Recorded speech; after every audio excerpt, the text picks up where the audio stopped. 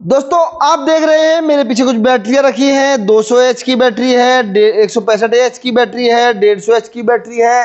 गर्मी बहुत ज़्यादा हो रही है, पिछले कुछ दिन से गर्मी बहुत ज़्यादा बढ़ गई है। अब इस गर्मी में बिजली का जैसे कटअप हो जाता है तो बिजली कटअप होने पे हमें बैटरी के ऊपर आना पड़ता है और बैटरी ऐसे में अगर डाउन हो जाती है तो बड़ी समस्या हो जाती है। तो आज इस वीडियो में बताने वाले हैं कि आप अपनी बैटरी का बैकअप कैसे बढ़ा सकते हैं बिना सोलर के भी। अभी आप चाह रहे हैं जी मुझे अभी सोलर नहीं लगवाना और मेरे पास जो 200 एच की बैटरी है, मेरे पास में जो 165 एच की बैटरी है या 150 एच की बैटरी है, उसका बैकअप कैसे बढ़े। जो 5 या 6 घंटे का हमारा कटअप होता है उस पीरियड में हमारे कूलर पंखा चलते रहे। तो आज वो जानकारी भी देने वाले हैं। और आप लोग चाह रहे हैं कि बिजली मेरे यहाँ ज़्यादा लंबा कटअप होता है, मैं चाहता हूँ दिन के टाइम में मेरा लोड सोलर से चल जाए और मेरी बैटरी इतनी चार्ज हो जाए कि रात को भी मेरा लोड सोलर से चल जाए और ज़्यादा बड़ा मैं सिस्टम लगाने के मूड में हूँ नहीं। मैं चाहता हूँ कम बजट में मेरा सिस्टम लग जाए। तो उस पर कितना पैनल चाहिए? अगर मेरे 200 एच की बैटरी है तो उस पर कितना सोलर पैनल लगेगा? मेरे पास 165 एच की बैटरी है तो कितना पैनल सोलर पैनल लगेगा? और मेरे पास में 150 एच की बैटरी है तो उसको चार्ज करने के लिए कितने सोलर पैनल की ज़रूरत है, जिससे मेरा दिन के टाइम में भी लोड चल जाए और रात को भी मेरी बैटरी बैकअप देती रहे। तो दोस्तों आज इस वीडियो में पूरी जानकारी देने वाले हैं। अगर आपके पास में इनमें से कोई भी बैटरी है और आप बैटरी के बैकअप से परेशान हैं, आपको गर्मी का सामना करना पड़ रहा है, आपकी बिजली यहाँ कटअप रहती है, बिजली चली जाती है, उसके बाद में आपके बैटरी इन्वर्टर भी डाउन हो जाता है, तो आप समस्या से परेशान है इससे, तो ये वीडियो महत्वपूर्ण होने वाली है। बिल्कुल आसान शब्दों में कंप्लीट आज जानकारी देने वाला हूँ आपको कि कितने एच की बैटरी कितना बैकअप देती है, उसको चार्ज करने के लिए हमें कितने पैनल की ज़रूरत है और तो हम कैसे उसके बैकअप को बढ़ा सकते हैं। तो दोस्तों आज वीडियो में कंप्लीट जानकारी देने वाला हूँ। मैं हूँ आपका दोस्त विजय यादव।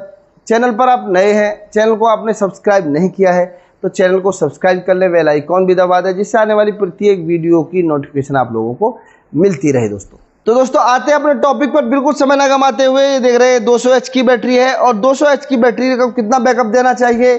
200 एच की बैटरी की अगर हम बात करते हैं तो 200 एच की बैटरी 12 वोल्ट में है तो लगभग इसका 2400 वाट का जो पूरी ताकत होती है, इसके अंदर 2400 वाट की ताकत होती है। यानी इसको चार्ज करने के लिए हमें 2400 वाट एनर्जी की ज़रूरत होती है।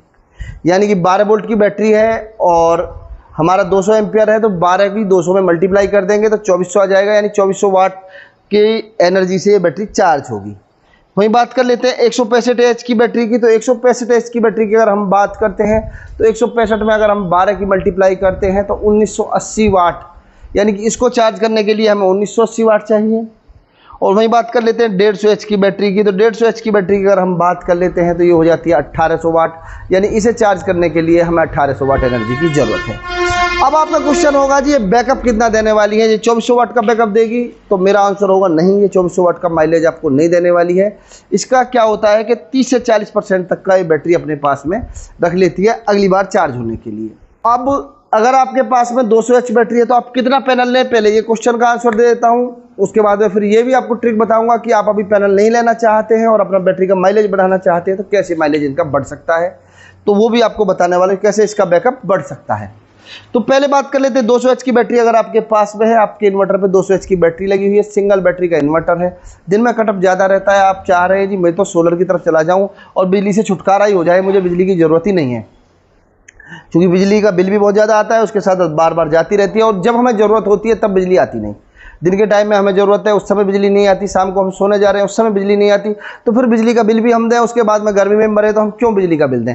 तो दोस्तों अगर आप चाह रहे हैं कि बिजली के बिल से छुटकारा ही पाना है तो कितने पैनल की आपको इस बैटरी पर लगाने की जरूरत है उसकी बात करेंगे।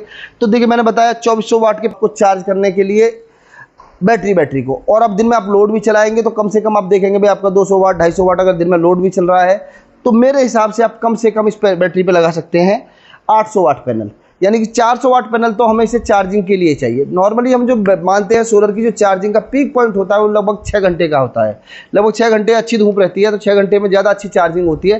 तो अगर हम एक 400 वाट का पैनल लगा देते हैं तो ये बैटरी हमारी फुल चार्ज हो जाती है, लेकिन हम उसमें से यूज नहीं करते हैं तब। अब हमें यूज भी करना है और लोड भी चलाना है तो फिर हम कम से कम एक बैटरी पे 800 वाट पैनल लगा सकते हैं 200 एच की बैटरी पे, तो हमारी बैटरी चार्ज भी हो जाएगी और हमारा जो एक पंखा 2 पंखा है या नॉर्मल लोड है घरेलू वो भी चलता रहेगा। आपके पास में अगर 165 एच की बैटरी है तो आपको कितने पैनल की ज़रूरत है, तो आप इसको चार्जिंग के लिए कम से कम 350 वाट पैनल चार्जिंग के लिए चाहिए इसको, और अपना लोड अगर आपका 300 वाट या 350 वाट है तो लगभग 700 वाट या 750 वाट पैनल लगा सकते हैं। बैटरी भी चार्ज हो जाएगी और दिन में अपना लोड भी आप चला सकते हैं। आपके पास में 150 एच की बैटरी है तो फिर आप कितना पैनल लगाएं, तो उसके लिए आप 300 वाट का पैनल इसको चार्ज करने के लिए लगा सकते हैं और लगभग 300 साढ़े 300 वाट जो आपका दिन का लोड है उतना पैनल आप अपने यूज के लिए लगा सकते हैं। दोस्तों अगर आप पैनल अभी कम लगा रहे हैं तो आपको कंट्रोलर की ज़रूरत नहीं है। जैसे आप अभी 200 वाट पैनल लगा रहे हैं तो बीच में कोई डिवाइस की ज़रूरत नहीं है, सीधा भी आप लगा सकते हैं, रोज़ का आपका यूज है। और अगर आप पैनल लगा रहे हैं 700 वाट 600 वाट 500 वाट तो फिर आप एक बीच में चार्ज कंट्रोलर लगा सकते हैं। उससे क्या बेनिफिट होने वाला है कि आपकी बैटरी कभी ओवरचार्ज नहीं होगी। अब जो चार्ज कंट्रोलर आ गए हैं PWM टेक्नोलॉजी में, ऐसे चार्ज कंट्रोलर आ गए हैं कि आपका एक बैटरी का इन्वर्टर है तो भी उसे लगा सकते हैं, मतलब एक बैटरी वाला इन्वर्टर है और आपके पास में 2 बैटरी का इन्वर्टर है जिसको 24 वोल्ट का इन्वर्टर बोलते हैं, तब भी वही चार्ज कंट्रोलर काम कर देगा। लेकिन वहाँ क्या ध्यान रखना है आपको कि वहाँ आपको अगर एक बैटरी का इन्वर्टर है तो 12 वोल्ट का पैनल है, चाहे वो 420 वाट में हो, 210 वाट में हो, 100 वाट में हो, यानी 12 वोल्ट का पैनल हो। और अगर 2 बैटरी का इन्वर्टर है तो 24 वोल्ट का पैनल होना चाहिए आपके पास में। तो इस प्रकार आप लगा सकते हैं और अपने घर का लोड चला सकते हैं। अब बात कर लेते हैं जी ये बैटरी कितना माइलेज हमारा देने वाली है, और अगर हमारी बैटरी उतना माइलेज दे रही है तो बैटरी ठीक है, उससे कम दे रही है तो हमारी बैटरी में दिक्कत है। फिर हम अपनी बैटरी के माइलेज को कैसे बढ़ा सकते हैं, यानी बैटरी के बैकअप को कैसे बढ़ा सकते हैं। तो दोस्तों ये जो बैटरी है 2400 वाट की बैटरी है और अगर ये ठीक कंडीशन में है तो तकरीबन इसको 1800 वाट के आसपास का बैकअप देना चाहिए। और वहीं बात कर लेते हैं अगर 150 एच की बैटरी है हमारी, और 150 एच की बैटरी अगर हमारी ठीक कंडीशन में है, अच्छे ब्रांड की बैटरी है, जो बैकअप होना चाहिए, कितना बैकअप होना चाहिए, तो 150 एच की बैटरी का जो फुल जो पावर है वो 1800 वाट है, लेकिन मैंने बताया 30 से 40% इसमें लॉसेस हो जाते हैं, तो लगभग 1200 वाट 1300 वाट का माइलेज बैकअप इसे देना चाहिए, यानी माइलेज इसे देना चाहिए। वहीं 165 एच की बैटरी है तो उसे कितना माइलेज देना चाहिए, लगभग 1400 वाट के आसपास का उसे हमारा बैकअप देना चाहिए अगर वो ठीक कंडीशन में है। अगर इससे कम बैकअप देती है तो फिर आप उसको कैसे ठीक कर सकते हैं वो भी बता दूं, और कम माइलेज और ज़्यादा माइलेज का क्या अंतर पड़ता है दोस्तों, ये भी बात मैं क्लियर कर दूं। ये क्या होता है, बैटरी में 2 टेक्नोलॉजी होती है, C10 C20 C1 C3 C5 इस प्रकार के आपने सुने होंगे मार्केट के अंदर। तो इनका क्या होता है कि बैटरी की कैपेसिटी होती है, जहाँ C20 बैटरी की हम बात करते हैं तो C20 बैटरी पे आप ज़्यादा जल्दी चार्ज भी नहीं कर सकते और ज़्यादा लोड भी नहीं डाल सकते। आप 200 एच की आपके पास में C20 बैटरी है और आप उस पर अगर 400 वाट का लोड डाल रहे हैं पर आवर्स तो बैटरी ज़्यादा से ज़्यादा आपका 1000 वाट के आसपास का बैकअप देगी। और वही बैटरी अगर आप उसमें 100 वाट या 200 वाट का लोड चला के चल रहे हैं तो बैटरी लगभग बैकअप देगी आपको 1500 वाट का। यानी क्या होता है, जब इस पे हम C20 बैटरी पे और ज़्यादा लोड डाल देते हैं, मतलब 300-400 वाट का लोड डाल देते हैं, तो इसका बैकअप हो जाता है कम, क्योंकि ये इसकी कैपेसिटी इस प्रकार होती नहीं है कि इतने हैवी लोड को झेल सके। वहीं जहाँ C20 बैटरी C10 बैटरी इसके अपेक्षा ज़्यादा लोड को भी झेल लेती है। अब इससे और टॉप क्वालिटी की अगर हम बात करें तो C1 बैटरी है, जैसे लिथियम में आती है C1 बैटरी, उस पर आप पे मान के चलिए कि आपकी 2400 वाट की बैटरी है तो पूरा 2400 वाट लोड दे सकते हैं, यानी कि पूरा का पूरा बैकअप उससे ले सकते हैं, क्योंकि उसका जो सेल होता है C1 होता है। इनका सेल जैसे C20 है, नॉर्मली C10 बैटरी भी आती है जो सोलर के लिए यूज होती है, वो जल्दी चार्ज हो जाती है, ज़्यादा लोड भी ले लेती हैं। तो इस हिसाब से आप अगर ज़्यादा बैकअप लेना चाहते हैं तो आप ध्यान रखें कि अपनी बैटरी पे एकदम हैवी लोड ना डालें।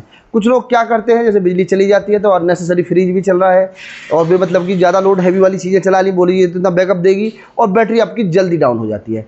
अगर उस पर आप कम लोड चलाएंगे, कम लोड मतलब ज़रूरत का लोड, जैसे आपका पंखा जरूर कंपलसरी है, भैया ऐसी गर्मी पड़ रही है तो ऐसे में पंखा कम से कम चले या कोई कूलर चले, उस प्रकार का लोड चलाएंगे तो वो आपका 5-6 घंटे का टाइम भी निकालती रहेगी। और आपने उसी इन्वर्टर के पीछे फ्रिज भी लगा रखा है, अननेसेसरी कुछ लोड भी चला रखा है। नॉर्मली क्या होता है, घर में हमारी एक लाइन होती है, उसी लाइन पर हमने इन्वर्टर लगा रखा है, उसी लाइन पर आगे जाकर हमने कूलर, पंखा, अपना फ्रिज और टुल्लू पंप सारा लगा रखा है। अब क्या होता है कि जब बिजली चली गई तो हमारा फ्रिज चल रहा है, साथ में कूलर भी चल रहा है, पंखा भी चल रहा है, तो हमारी बैटरी 2-3 घंटे में डाउन हो जाती है। अगर हम ये करेंगे भाई जो फ्रिज है हमारा वो हम रखेंगे ग्रिड से और जो अन्य हैवी लोड है वो भी ग्रिड से रखेंगे, इन्वर्टर से सिर्फ वो लोड रखेंगे जो ज़रूरत के लोड है, एमरजेंसी लोड है, जैसे पंखा है, कूलर है, लाइट है, उस प्रकार का लोड रखेंगे तो वही बैटरी जो आपका 2 घंटे में डाउन हो रही है, अगर उस पर कम लोड चला के चलेंगे तो वही बैटरी का बैकअप लॉन्ग टाइम के लिए हो जाएगा और ज़्यादा बैकअप देगी।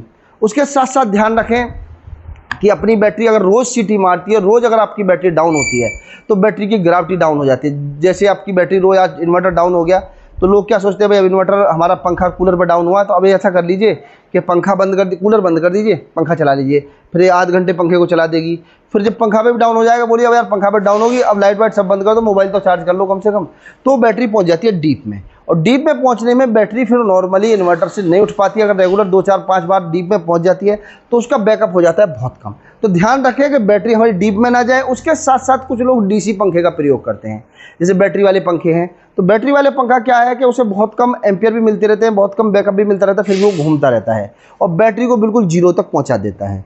जहाँ हम इन्वर्टर से यूज करते हैं तो इन्वर्टर क्या है कि वोल्ट पे पैरामीटर फिक्स होते हैं, जैसे कि 11 वोल्ट या 10.5 वोल्ट पे बैटरी आएगी वो कट मार देगा। लेकिन डीसी क्या होता है कि डीसी जब तक उसमें बिल्कुल भी जान है, जब तक वो खींचता रहेगा, फिर वो बैटरी इन्वर्टर से चार्ज नहीं होती है, वो बैकअप आपको पूरा नहीं देती है, बैकअप आपका कम होता चला जाता है। बेशक आपकी 2 महीने 3 महीने 4 महीने पुरानी बैटरी है, आपको पूरा फायदा बैटरी का नहीं मिलता है दोस्तों। तो इन बातों का ध्यान रखें। एक तो बैटरी में पानी बिल्कुल गर्मी के मौसम में टाइमली चेक करें, हर महीने जरूर चेक करें। साफ सफाई का भी ध्यान रखें, जो टर्मिनल होते हैं इस पर कार्बन ना आने दें। उसके साथ साथ बैटरी को रोज डाउन ना होने दें, क्योंकि बैटरी जैसे डीप डाउन में चली जाती है उसकी ग्रेविटी भी गिर जाती है और वो फिर बैकअप देना कम कर देती है। उसके साथ साथ ध्यान रखें कि हमारी बैटरी C10 है या C20 है।